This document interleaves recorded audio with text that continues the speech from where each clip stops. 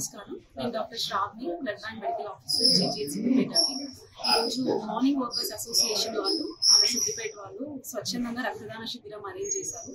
30 members కన్నా ఎక్కువ ఇస్తున్నారు. చాలా హ్యాపీగా ఉంది. చాలా మంది లైఫ్స్ కాపాడిన వాళ్ళు అవుతారు. ఇలానే చాలా మంది ముందుకు వచ్చి బ్లడ్ డొనేషన్ క్యాంప్స్ అరేంజ్ చేయాలని కోరుకుంటున్నాను. Thank you so much. Morning walkers association ఆధ్వర్యంలో స్వచ్ఛంద రక్తదాన శిబిరం పెట్టడం జరిగింది.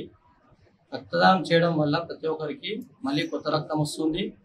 45 కిలోలు దాటిన వాళ్ళు 3 నెలలకు ఒకసారి రక్తం చేస్తే మనకు మంచిది. మనం ఒక ప్రాణాలను కాపాడిన వాళ్ళం అవుతాము. 3 నెలలకు ఒకసారి ఎవరైనా రక్తం దానం చేయొచ్చు.